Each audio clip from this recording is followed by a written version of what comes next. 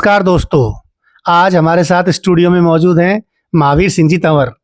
आप दौसा जिले के बांदीकुई ब्लॉक में राजकीय उच्च माध्यमिक विद्यालय रलावता में अध्यापक के पद पर कार्यरत हैं।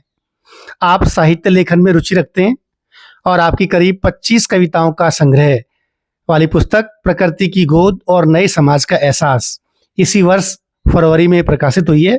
आप 2007 से काव्य रचना कर रहे हैं।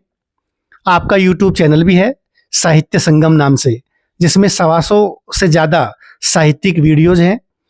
आप सेवारत अध्यापकों के संगठन राजस्थान शिक्षक संघ युवा के बांदीकुई ब्लॉक अध्यक्ष भी हैं और समय समय पर अध्यापकों की समस्याओं और मांगों पर अपनी आवाज़ बुलंद करते रहते हैं। आप अपने यूट्यूब चैनल और साहित्य सृजन के माध्यम से लोगों की संवेदनशीलता और भावनात्मक विकास में लगे रहते हैं। ऐसे बहुमुखी प्रतिभा के धनी महावीर सिंह जी तंवर से आज हम बात करेंगे आज की ज्वलंत मुद्दे, सोशल मीडिया और मोबाइल इंटरनेट के विषय पर। महावीर जी, आपका स्टूडियो में स्वागत है। धन्यवाद सर। आज हम एक ऐसे मुद्दे पर चर्चा करेंगे जो नए दौर की चुनौती है, जैसे ये ऑनलाइन फ्रॉड में फंसता हुआ युवा, ये नए दौर की चुनौती है। एक ये युवा वर्ग आभासी दुनिया में रहता है सोशल साइट्स पर, तो ये एक प्रकार का मकड़ जाल है, उसमें उलझे हुए युवा के ऊपर।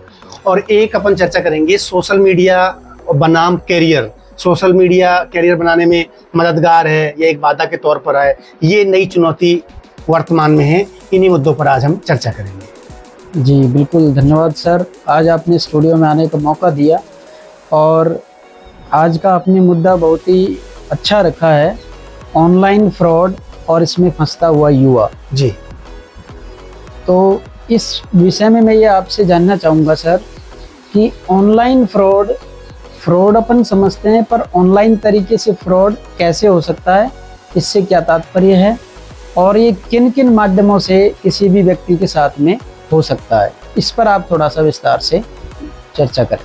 जी जरूर। महावीर जी, आपने ये जानना चाहा कि ऑनलाइन फ्रॉड से क्या तात्पर्य है। तो ऑनलाइन फ्रॉड से, जैसे हम सोशल मीडिया पे रहते हैं, यूट्यूब पे रहते हैं, इंस्टाग्राम पे रहते हैं, तो आप देखते होंगे जब हम कोई कंटेंट को देखते हैं तो उसमें एडवर्टाइजमेंट आते रहते हैं और उन एडवर्टाइजमेंट के बीच में ऐसे कभी कभी ऐसे फ्रॉड एडवर्टाइजमेंट भी होते हैं जिनके लिंक पर क्लिक करने से हम उनके वेबसाइट पर पहुंच जाते हैं और वो हमारी जानकारी कलेक्ट कर लेते हैं और उस जानकारी के बाद वो कई बार लिंक वगैरह भी क्लिक करने के लिए बोलते हैं, उससे हमारी जानकारी उनके पास चली जाती है और उस तरीके से हमारे ऊपर मानसिक भावनात्मक कोई दबाव बने या वो हमारे साथ आर्थिक तौर पर कोई नुकसान कर दें, तो ये एक ऑनलाइन फ्रॉड की परिभाषा में है। जब आप मानसिक और भावनात्मक तौर पर डिस्टर्ब रहें, आपको आर्थिक लॉस हो जाए, तो ये एक ऑनलाइन फ्रॉड है जो हमारे सोशल साइट्स और मोबाइल इंटरनेट के जरिए हमारे साथ हो सकता है। जी सर, आपने ऑनलाइन फ्रॉड को बहुत अच्छे तरीके से बताया।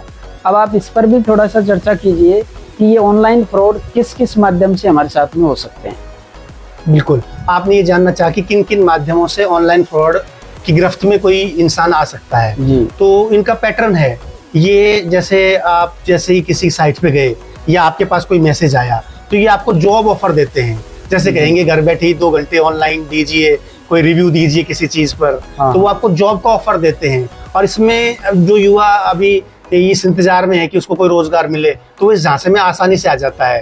तो अब हमको ये सोचना चाहिए कि घर बैठे 2 घंटे हम रिव्यू करेंगे और उससे फिर वो 2000, 5000, 7000 का लुभावना ऑफर आता है। तो एक पैटर्न तो ये है कि वो जॉब ऑफर देते हैं और आपसे आपकी जानकारी लेके, आपकी बैंक डिटेल लेके आपके साथ फ्रॉड कर देते हैं।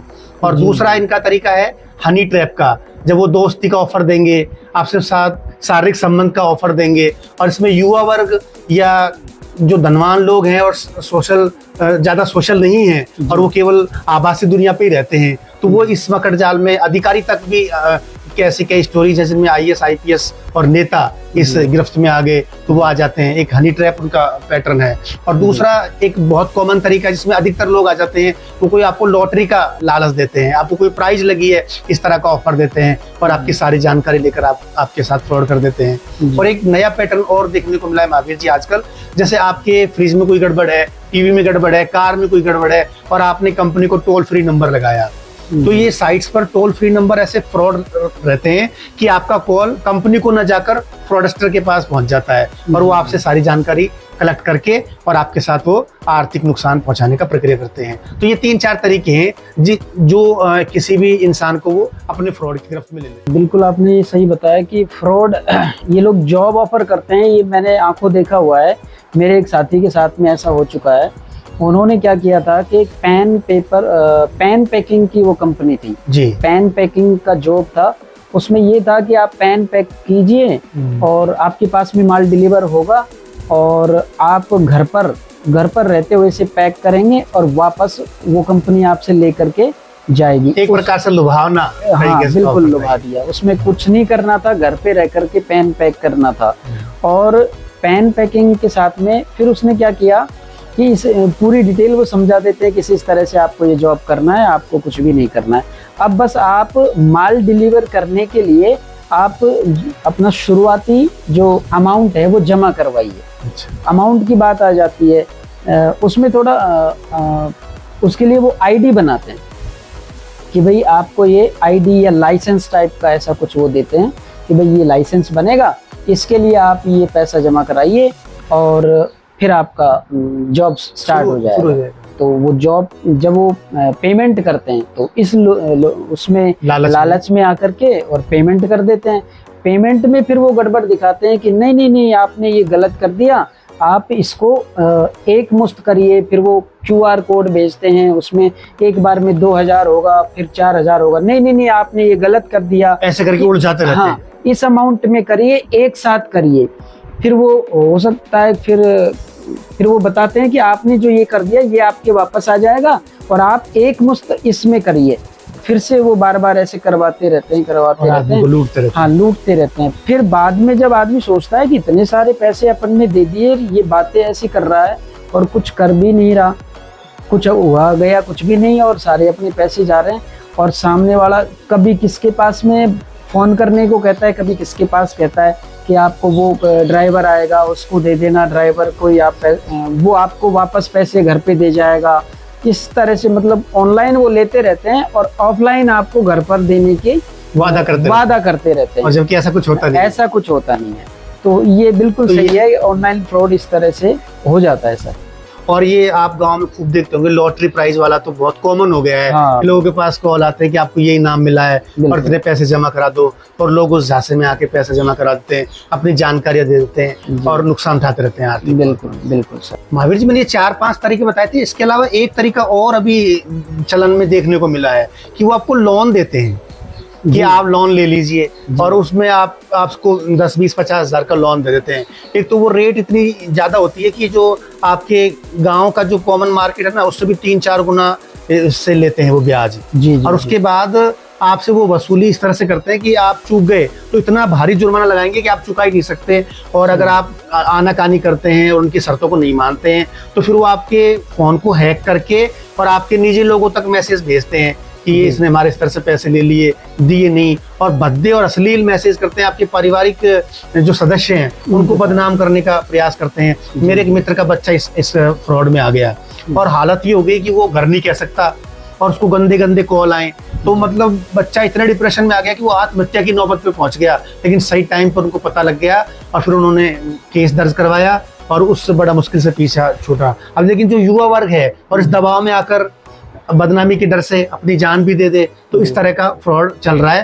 तो एक सारे जिम्मेदार नागरिक होने के नाते अध्यापकों का, समझदार लोगों की जिम्मेदारी है कि वो अपने बच्चों को ये आभासी दुनिया है, ये ऑनलाइन फ्रॉड है, उससे बचाएं। क्योंकि देखो, आर्थिक हानि कोई बड़ी हानि नहीं है, टाइम की हानि कोई बड़ी हानि नहीं है। लेकिन मान लो कोई बच्चा 15-20 साल का है और वो दबाव को नहीं मैनेज कर पाता है और वो जान दे देता है, तो बताओ कितनी बड़ी बात है। तो घर में ये बात बताई जाए कि ये जॉब के ऑफर, ये दोस्ती के ऑफर, ये लोन के ऑफर, तो ये लॉटरी और प्राइज के ऑफर 99% फ्रॉड होते हैं, फर्जी होते हैं। इनमें ना तो हमको अपनी जानकारी देनी चाहिए और ना ही उलझना चाहिए। जी बिल्कुल। महावीर जी, ऑनलाइन फ्रॉड के अलावा ये सोशल साइट्स और मोबाइल इंटरनेट लोगों का इतना समय ले रहे हैं कि वो कोई भी व्यक्ति अपने वर्किंग टाइम का, जैसे वो सोता है तो उसको तो अपन पैसिव टाइम मानेंगे, वर्किंग टाइम का करीब आधा, जैसे 12 घंटे का अपन मान लेते हैं अपना वर्किंग टाइम, तो 5 से 6 घंटे ये इंटरनेट को और मोबाइल को दे रहे हैं। तो ऐसे में युवा वर्ग के साथ बहुत बड़ी चूक हो रही है, गड़बड़ हो रही है कि वो अपने करियर पे, पढ़ाई लिखाई पे ध्यान ना देके और यहाँ पे टाइम खर्च कर रहा है, इस बारे में आप क्या सोचते हैं? जी बिल्कुल, बहुत ही ज्वलंत मुद्दा आज के समय का ये है। और आभासी दुनिया एक तरह से मतलब वो रियल लाइफ उनकी होती नहीं है, बल्कि वो एक आभास बना रहता है कि अपनी कोई लाइफ है। हाँ, अपनी कोई इस तरह की लाइफ है। हाँ। जबकि वास्तव में उनका मुद्दों से कोई सरोकार नहीं होता, और वो साइड बाय साइड ये चीजें चलती रहती हैं। तो ये होता ये है कि जैसे फेसबुक है, इंस्टाग्राम है, और ये बहुत सारी व्हाट्सएप है, सोशल नेटवर्किंग साइट्स के जितने भी माध्यम इस समय उपलब्ध हैं इंटरनेट पर, उन्हीं के माध्यम से व्यक्ति जो है वो अन्यत्र ही विचरण करता रहता है। अभी उसने क्या देखा, 1 मिनट के बाद में वो क्या देखेगा, उसका जो स्विचिंग टाइम है ना, ये बहुत कम हो गया है। जबकि रियल लाइफ में ऐसा होता था, पहले के जो लोग जीवन जीते थे उसमें ये होता था कि लाइफ जो थी एक सिस्टम से बढ़ती थी, उसका होना वाजिब था कि भाई ये चीज, ये मूड उसका हुआ तो किस वजह से हुआ, वो स्लो प्रोसेस, वो एक स्टेप बाय स्टेप प्रोग्रेस थी। हाँ, और अब क्या होता है कि 1 मिनट पहले व्यक्ति का मूड क्या है और 1 मिनट बाद क्या हो जाएगा, कुछ कहा नहीं जा सकता। ये है तो ये प्रकार से चंचलता लोगों के मनों में हाँ, सारे सो रहे। जी बिल्कुल, चंचल वो होते जाते हैं और सीरियस मुद्दों को पकड़ नहीं पाते हैं और आभासी दुनिया में रहते जाते हैं। महावीर जी, आपकी बात में एक बात जोड़ूं, आपने कहा कि सीरियस मुद्दों पे नहीं रहते हैं। हाँ। आप देखिए, बच्चे रील्स देखना पसंद करते हैं जो सेकंड्स में आती है। अब बताओ उस रील्स में उसको ऐसा क्या मैसेज मिल जाएगा जो उसकी जिंदगी में काम आएगा। और आप देखते हैं ये रील्स में भी अश्लील और बेहुदी और भद्दी चीजों का ज्यादा चलन है, और बच्चे देखते भी उनको हैं। अब आप धर्म के नाम पर, जाति के नाम पर कोई अच्छी चीज तो लेके आते नहीं, सिवाय नफरत के और सिवाय ओछी कोई बात के। तो ये एक प्रकार से नुकसान ही पहुंचाता है। आपका इशारा और था कि वो गंभीरता में नहीं जाता। जी बिल्कुल। तो इसमें यही रहता है कि जैसे कई बार आदमी ये दिखाता है कि मेरे फेसबुक पर इतने फ्रेंड्स हैं, और जबकि वास्तव में वो उनको जानता तक नहीं है कि ये कहाँ के रहने वाले हैं, क्या इनका जॉब कल्चर है, उनकी विश्वसनीयता क्या है, किस तरह के सिस्टम में ये लोग रह रहे हैं, इनसे उसके जीवन में क्या इफेक्ट पड़ेगा, या उसकी जो है वैल्यू कैसे उसमें इंक्रीज हो पाएगी। तो उनसे उनका सरोकार कुछ भी नहीं होता, और वो ये इसी धुन में जीता रहता है कि मेरे 5000 फेसबुक पे फ्रेंड्स पूरे हो गए और मेरे इतने मिलियन फॉलोवर हो गए। फेसबुक पेज वगैरह पे ये चीज़ें ज़्यादा होती हैं। जो अपना मूल जो फेसबुक आईडी होती है उस अकाउंट पे तो केवल 5000 का ही होता लिमिट है। हाँ, उससे ज़्यादा नहीं होता है। इंस्टाग्राम के फॉलोवर्स, रील्स वगैरह, इतने व्यूज, ये चीज़ें आदमी को पागल कर देती हैं।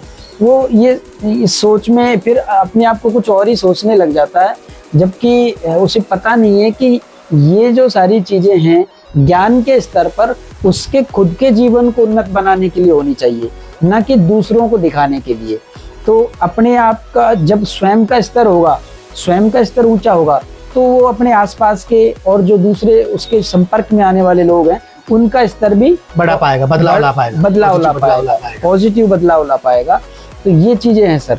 महावीर जी, आपकी बात को मजबूत करते हुए मैं ये कहना चाहता हूँ, जैसे आपने कहा कि वो आभासी दुनिया है, रियल नहीं है। ये जो जितने सोशल मीडिया साइट्स पर लोग जो बातें कहते हैं, लिखते हैं, दिखाते हैं, वो असली नहीं होती, वो उनका एक मुखौटा रूप होती है। जी। और आदमी भी अपना मुखौटा रूप दिखाता है, तो ये बिल्कुल आभास हो गया। और जैसे आपने कहा कि फेसबुक पे तो 5000 फ्रेंड हैं, और आप उससे पूछा जाए तेरे रियल फ्रेंड कितने हैं, तो वो एक भी नहीं मिलेगा। और कोई मुसीबत में आएगा तो उसको कितने लोग मदद करने आ जाएंगे, कोई कहाँ का है, कोई कहाँ का है। तो ये एक प्रकार से आभासी दुनिया है जो आपकी असल जिंदगी में काम नहीं आ सकती। और आपने कहा कि वो एक सकारात्मक और रियल बदलाव जो जिंदगी में आना चाहिए, जो जिंदगी को ऊंचा करता है, अच्छा बदलाव लाता है, वो उस आभासी दुनिया से कभी भी नहीं आ सकता। बिल्कुल sir. Mahavir ji, social sites और मोबाइल इंटरनेट का एक मतलब प्रतिकूल प्रभाव ये है कि जैसे आप 4-5 घंटे स्क्रीन पर देखेंगे तो आपकी आंखें खराब होंगी, कोई भी देखेगा तो उसकी आंखें खराब होंगी। दूसरा, ये जो आभासी दुनिया है ना, वो आदमी के मानसिक और भावनात्मक विकास को उस तरह से नहीं होना देता जैसे होना चाहिए। तो वो आभासी तरीके से हो जाता है। नकली मानसिक विकास, नकली भावनात्मक विकास, और जो प्रॉपर होना चाहिए वो हो नहीं पाता। और आप देखते हैं कि क्रिमिनल एक्टिविटीज भी इस वजह से होने लगी हैं। जी बिल्कुल, इसमें सर मैं जोड़ना चाहूंगा कि क्रिमिनल एक्टिविटीज आजकल के बच्चों में ये प्रवृत्ति ज्यादा विकसित होती जा रही है।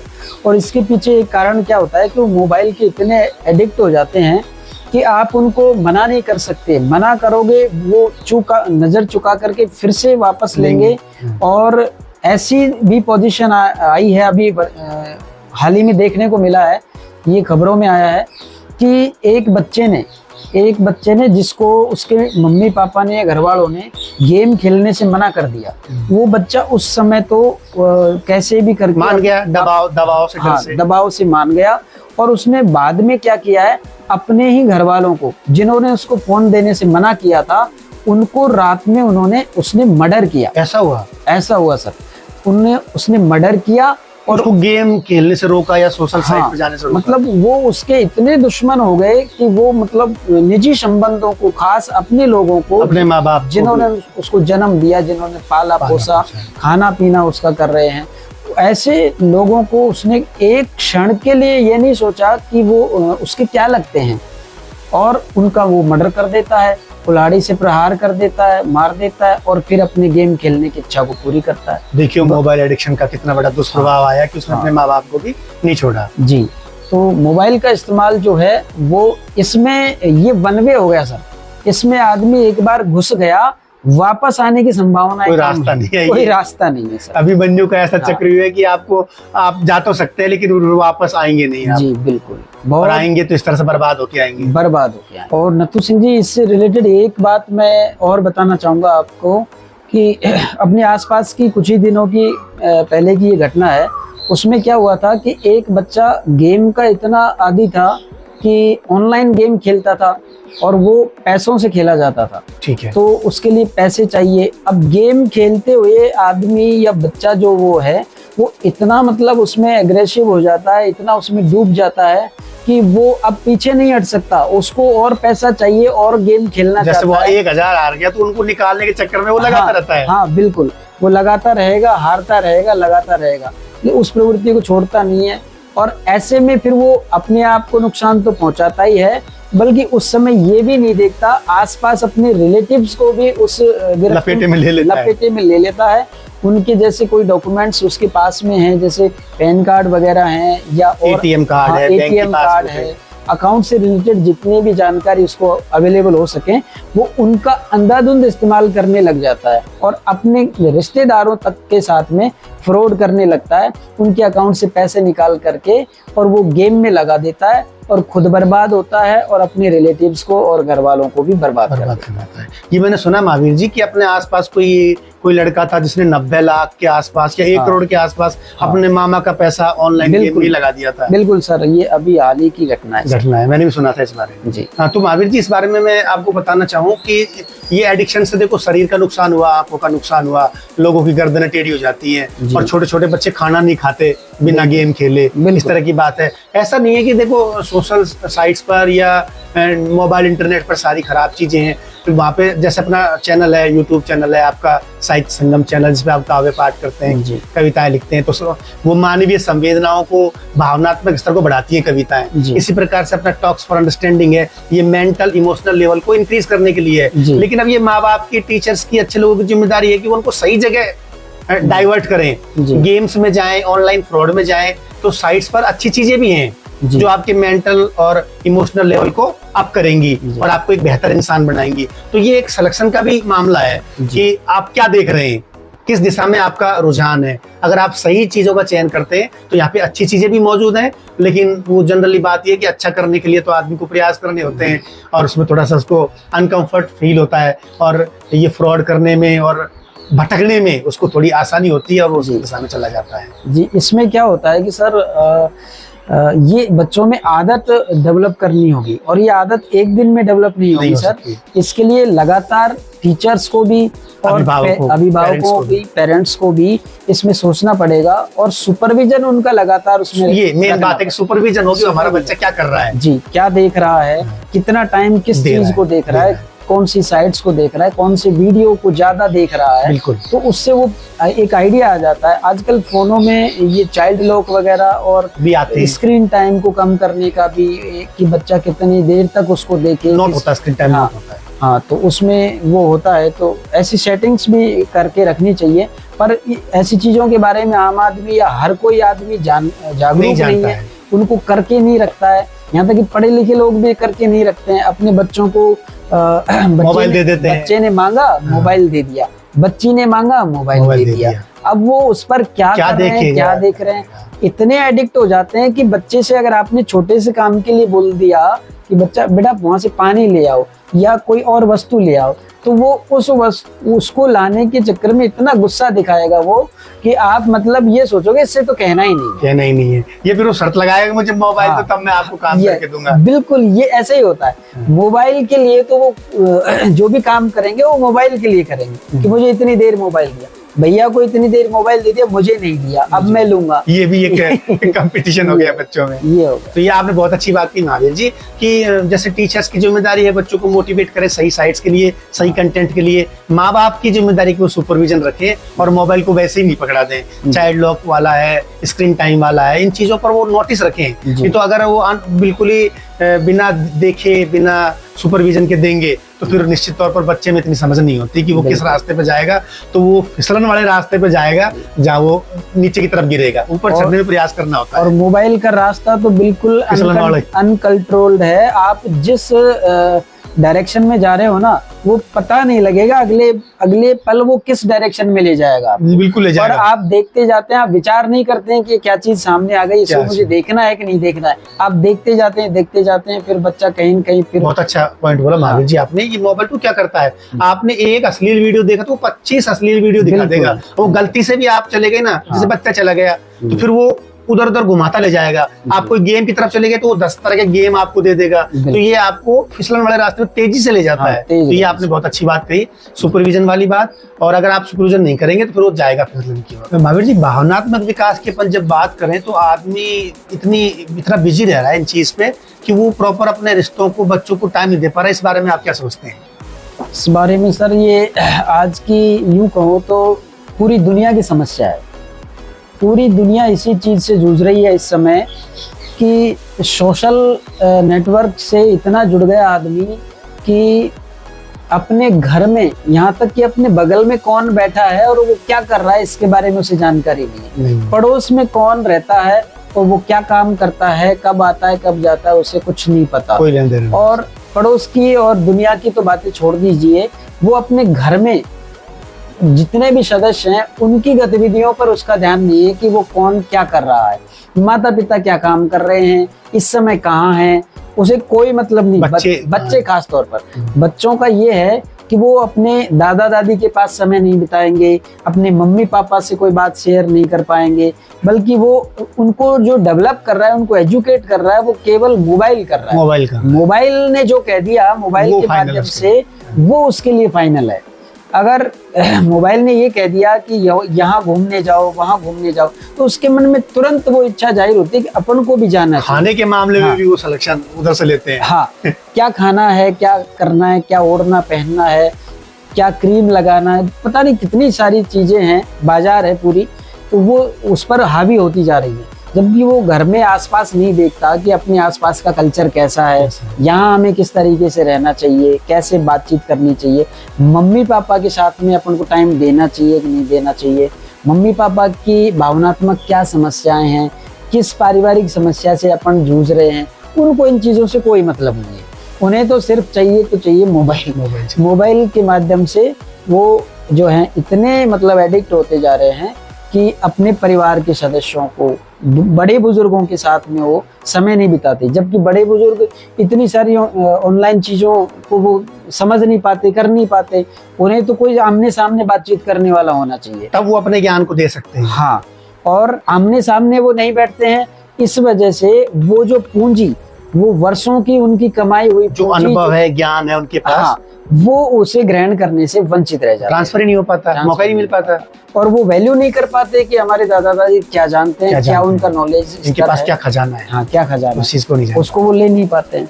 तो ये एक बहुत बड़ी समस्या है सर, और इसके लिए बहुत बड़े स्तर पर स्कूलों में भी एक विशेष सत्र इन चीजों पर होना चाहिए, आयोजित होने चाहिए, और मोटिवेशन इसमें होना चाहिए कि आजकल मोबाइल से कैसे दूर रहें, जी, स्क्रीन आप टाइम कैसे कम करें, कम हो। और सोशल रिलेशन है उसको फिजिकली आमने सामने कैसे करें।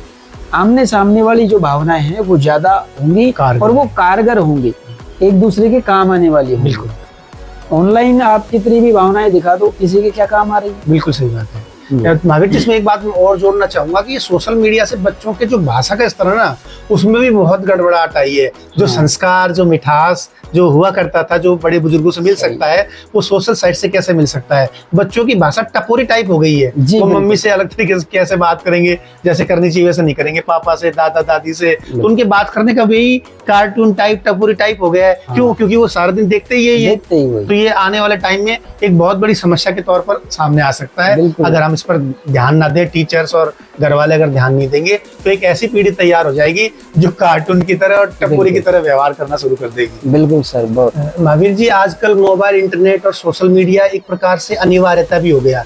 इससे पूरी तरह से बचना तो बहुत मुश्किल है जी, लेकिन अब इसका किस तरह से कंट्रोल्ड यूज हम कर सकते हैं, इस विषय में मैं आपसे ये जानना चाहूंगा कि युवा वर्ग जो अपने करियर को बनाने की दिशा में है, तो उसमें आप इंटरनेट, मोबाइल को किस तौर पर देखते हैं कि वो मददगार है तो किस तरह से है, और उनको बाधा पहुंचा रहा है करियर वाइज, तो वो किस तरह से है, इसमें आप क्या सोचते हैं? इसमें सर एक बहुत बड़ी बात ये है कि वो कितना समय मोबाइल पर दे रहा है और किस उद्देश्य से दे रहा है। अगर वो करियर की आप बात कर रहे हैं तो उसी से रिलेटेड बात बताना चाहूँगा कि करियर की सिलेक्शन में, अपनी क्षमताओं की पहचान करने में, वो ये जान ले स्वयं से, या तो अपने टीचर से जानेगा, या फिर सेकंड ऑप्शन, या आजकल तो फर्स्ट ऑप्शन हो गया मोबाइल, वो सबसे पहले मोबाइल पर देखता है। कोई भी चीज जाननी है तो वो मोबाइल को अपना गुरु मानता है, माता पिता सब उसी को मानता है। हाँ, गूगल उसका गुरु है, गूगल गुरु हो गया, गूगल गुरु हो गया जी। तो उस पर वो सर्च करता है। तो बिल्कुल सर्च करिए, लेकिन ऐसी चीजें सर्च करिए जो वास्तव में आपको जरूरी है जी। अनावश्यक चीजों पर मत जाइए। कैरियर के चुनाव में ये बाधक तो ऐसे हो सकता है कि आप उस पर बहुत सारी चीजें ऐसी देख लेते हैं, फिर उनको समाप्त नहीं कर पाते हैं कि ये चीज मेरे लिए ठीक थी या फिर ये चीज, मतलब एक प्रकार से कंफ्यूजन पैदा हो जाता है। कंफ्यूजन ज्यादा पैदा हो जाता है और फिर सेलेक्ट नहीं कर पाता। तो उसमें यही है कि स्वयं के इंटरेस्ट की खबर खुद रखे कि मेरा इंटरेस्ट किस सब्जेक्ट में ज्यादा है और किस में कम है, कौन से सब्जेक्ट को मैं इजीली कर पाऊंगा और कौन से सब्जेक्ट मेरे डिफिकल्ट है। तो उस तरह से उन पर ज़्यादा वो फोकस करे और अपने टीचर्स के साथ में और अपने आसपास, या सबसे पहले तो खुद से ही बातचीत करें इसके बारे में कि भाई मेरी क्या क्षमताएं हैं और उनको मैं कैसे इंक्रीज कर सकता हूँ और कैरियर में वो मुझे क्या लाभ दे सकती हैं। और उससे रिलेटेड अगर जैसे जॉब अपॉर्चुनिटीज हैं या और बहुत सारी चीजें तैयारी करने के साधन, हाँ, तैयारी करने के साधन हैं, तो उस पर वो ऑनलाइन थोड़ी बहुत मदद ले सकता है कि भाई इसमें और क्या स्कोप हो सकते हैं। अगर वो स्कोप उसे अच्छे लगते हैं तो उन्हें सेलेक्ट कर सकता है, नहीं अच्छे लगते हैं तो उसको ना। इसमें मैं एक बात जोड़ना चाहूंगा, जैसे आपने कहा गूगल गुरु है। आप कोई चीज गूगल पे डालेंगे, गूगल आपको उसी चीज के 10 जवाब देता है। अब ये सिलेक्शन कौन दे कि उन 10 में से मेरे इसका कौन सा जवाब है, तो ये सिलेक्शन तो व्यक्ति को खुद को ही तय करना पड़ेगा, उसके टीचर से, माता पिता से मिलके उसको सही सिलेक्शन क्या है। ये दूसरा, सोशल मीडिया जो आपके अंदर गंभीरता है, दृढ़ता है, आप अपने लक्ष्य के प्रति जो साधते हैं ऑफलाइन, तो उसमें सोशल मीडिया जब आपके पास रहता है तो मोबाइल बार बार बज के आपकी उस दृढ़ता को, कंटिन्यूटी को बाधा पहुंचाता है। बाकी चीजें अच्छी हैं, उसमें बहुत सारा कंटेंट मौजूद है। अगर आपका सिलेक्शन ठीक है, आपके पास अच्छे गुरु हैं, माता पिता हैं, मार्गदर्शक हैं, तो वो आपको सही कंटेंट को सेलेक्ट करने में मदद करेंगे और उस सिलेक्शन से आपके करियर को एक उड़ान, अच्छी उड़ान मिल सकती है। और अगर आप भटकते रहें, उन 10 को देखते रहें, और आप एक तो आपके लिए एक अच्छा है उसको देख रहे हैं, आप एक 10 को देख रहे हैं, टाइम तो आपका जा ही रहा है जी। तो ये एक प्रकार से बाधा भी है। मैं आपकी इस बात से सहमत हूँ कि इसमें सिलेक्शन गुरु गूगल है, नो डाउट, लेकिन वो सिलेक्शन वाली बात है ना, वो तो इंसान को खुद को ही देखनी पड़ेगी, वो वहां पर विवेक काम करे। तो इस विषय में आप टीचर्स की और माता पिता की क्या भूमिका देखते हैं, सरकार की क्या भूमिका देखते हैं, खास तौर पे बच्चों के लिए, युवाओं के लिए, कि उनको क्या करें जिससे उनको इस दुष्प्रभाव से कम बचाया जा सके? जी नथु सर, ये बहुत ही अच्छी बात आपने इस समय ये पूछ ली है कि सरकार और टीचर्स और अभिभावक इसमें क्या जिम्मेदारी अपनी अदा कर सकते हैं।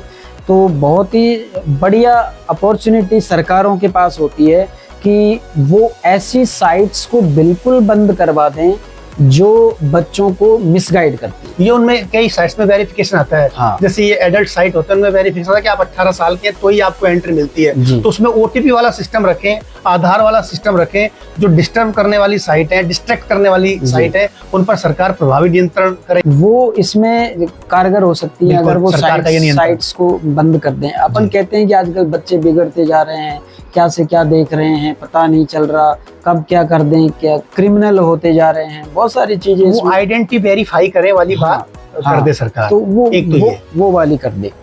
और दूसरा इसमें जो फायदे इसमें मैं महावीर जी जोड़ू, सरकार का एक काम है कि वो इसके दुष्प्रभावों को पाठ्यक्रम में भी शामिल करे। जी बिल्कुल, और स्कूलों में इसको पढ़ाया जाए। जी इस बारे में आपके क्या विचार? बहुत जरूरी है। ये नेटवर्क इतना तगड़ा हो गया, इतना बड़ा हो गया कि पूरी दुनिया इसी से चल रही है। बिल्कुल। तो इसको अगर सिलेबस से आउट कर देंगे तो ये एक बहुत ही बड़ी हानि होगी, क्योंकि इसमें व्यक्ति इतना गुमराह हो जाएगा कि वो पहचान ही नहीं पा रहा है कि जाना किधर है। सूचनाओं का जंगल है, इसमें भटक के आदमी भटकता दम तोड़ देगा। तो ये बिल्कुल पाठ्यक्रम में शामिल किए जाने चाहिए। सरकार साइट्स पर थोड़ा प्रतिबंध लगाए। हाँ। और उनकी आइडेंटिटी वेरीफाई करे, पाठ्यक्रम में शामिल करे। ये सरकार वाला हिस्सा हुआ। अभिभावकों की क्या भूमिका देखते? अभिभावकों की सर ये रहनी चाहिए कि वो इसमें पूरी तरीके से करियर के बारे में, उस बच्चे के करियर के बारे में इतने सचेत रहें। कई बार उल्टा भी हो जाता है, बच्चे पर अभिभावक दबाव से कोई भी करियर थोप देता है और वो उसमें चल नहीं पाता, अच्छा इंटरेस्टेड नहीं होता। फिर फाइनली आजकल देखा ही जा रहा है कि पापा आई एम सॉरी, मैं आपके उम्मीदों पर खरा नहीं उतर सका। कितना दुखदाई है ये। हाँ, ये माँ बाप को जरूर सोचना चाहिए। हाँ, ऐसी चीजें आती हैं। तो बच्चे पर प्रेशर तो नहीं करना चाहिए, उसे केवल गाइड करना चाहिए कि बेटा ये ऑप्शन सही है, आजकल ये चीजें ऐसे हो रही हैं। तो टीचर मतलब पेरेंट्स को खुद एजुकेट होकर के और फिर बच्चे को अपने एज ए फ्रेंड उसे फ्रैंकली तरीके से उसे सजेस्ट करना चाहिए, ना कि उस पर आधिकारिक और डोमिनेंट तरीके से उस पर हावी करते हुए कोई बात थोपनी चाहिए।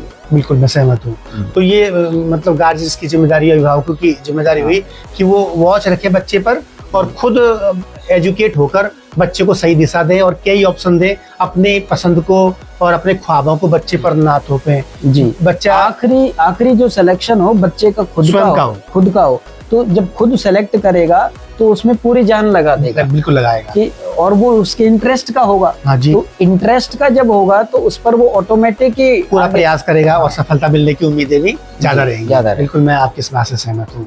और अब अपन महावीर जी इन चीजों पर चर्चा करेंगे कि इन सोशल साइट्स और मोबाइल इंटरनेट से समाज को नुकसान क्या हुआ है। मुझे एक अभी हाल फिलहाल की घटना याद आती है। उसमें एक लड़की रील बना रही थी कार से और उसको बैक ले रही थी, तो उसका ध्यान सामने कैमरा कोई रिकॉर्ड करा तो उस पर था और वो बैक लेती गई और वो खाई उसकी खाई के अंदर गिर गई और वो दर्दनाक मौत हो गई। इस तरह की घटना हुई। तो ये रील्स का प्रभाव देखिए। एक मैंने देखा कि 4-5 दोस्त थे और कार को बहुत तेज दौड़ा रहे थे। उन्होंने अपना मोबाइल वो स्पीडोमीटर पे लगा रखा था कि अब 100 हो गई, 110 हो गई, 120 हो गई। अब सबका ध्यान उस मोबाइल पे था। हाँ। सामने क्या चल रहा है, तो तेज चला रहे थे कि वो एक्सीडेंट हो गए और चारों की दर्दनाक मौत हो गई। ये रील्स ने, मोबाइल्स ने, इंटरनेट ने दिमागों का इतना कबाड़ा कर दिया कि बच्चों को अपनी जान की परवाह नहीं है, खाई में गिर रहे हैं, तेज चला के एक्सीडेंट करवा के गिर रहे हैं। आप देखो सड़कों पे कोई दर्दनाक एक्सीडेंट हो जाता है, लोगों की संवेदना इतनी मर गई कि उसको उठाने की नहीं सोचते, एम्बुलेंस को फोन करने की नहीं सोचते, पहले उसकी रील्स बनाना चाहते हैं, वीडियोग्राफी करना चाहते हैं। इस विषय में आपके पास भी ऐसे कोई उदाहरण हो जो समाज के लोग उसको सुने, सीखें, देखें और उनकी संवेदनशीलता कम से कम डेवलप हो, ऐसा कोई बात आप रखना चाहें तो बिल्कुल बताएं आप। तो सर इसमें यही है कि मोबाइल के इस्तेमाल से क्या होता है कि आदमी उसे पता ही नहीं होता वो है कहाँ, वो केवल मन में ही चल रहा होता है, उसे पता नहीं धरती पर वो कहाँ है इस समय। तो एग्जैक्ट अपनी पोजीशन पर रहता नहीं है और वही जो बात अपन पहले कर चुके कि आभासी दुनिया में रहता है, तो वो उसे केवल आभास में ही रहता है, उसमें ओरिजिनलिटी में और प्रेजेंटली उसका माइंड रहता ही नहीं है। वो हवाओं में रहता है, वो मोबाइल के साथ टेक्नोलॉजी हाँ, बना रहता है। हाँ, बस और वो इंसानियत के तौर पर व्यवहार नहीं करता, संवेदनाएं नहीं हो पाती है और वो रोबोटिक हो जाता है। रोबोटिक हो जाता है, हाँ, रोबोट की तरह व्यवहार करता हाँ, है। तो उस तरह से ही उसका व्यवहार होता है। महावीर जी, आपसे बात करके बहुत अच्छा लगा। आप एक भावनात्मक संवेदनशीलता वाला इंसान हैं और काव्य पाठ करते रहते हैं। आपको बहुत बहुत शुभकामनाएं। आपसे बात करके अच्छा लगा। दोबारा आपको आमंत्रित करेंगे, आप स्टूडियो पधारना और अच्छी तरह से बात। जी बिल्कुल सर। प्यारे दर्शकों, आप जो चैनल पर देख रहे हैं, मैं आपको ये सजेस्ट करना चाहूँगा कि नथु सर के द्वारा हर बार कोई ऐसा एपिसोड बनाया जाता है जिसमें वो किसी न किसी ऐसी शख्सियत से आपको रूबरू कराते हैं और नए बिंदुओं पर नए विचार रख करके और आपको जागरूक करते रहते हैं। तो आप जरूर इनके चैनल को देखें। और एक सॉल ऑफ इनसाइट नाम से इनकी वेबसाइट भी है, उस वेबसाइट पर आप कंटेंट को रीड कर सकते हैं अगर आप पढ़ने में रुचि रखते हैं। और अगर आप सुनने और देखने में रुचि रखते हैं तो आप इनके चैनल को ज़रूर सब्सक्राइब कर सकते हैं और आप इससे फ़ायदा उठा सकते हैं। अपने आने वाली पीढ़ियों को अगर आप नई दिशा देना चाहते हैं, उनके जीवन में कुछ वैल्यू डेवलप करना चाहते हैं, तो ज़रूर आप इनसे जुड़िए और लगातार देखते रहिए। थैंक यू धन्यवाद। Mahavir ji, thank you sir.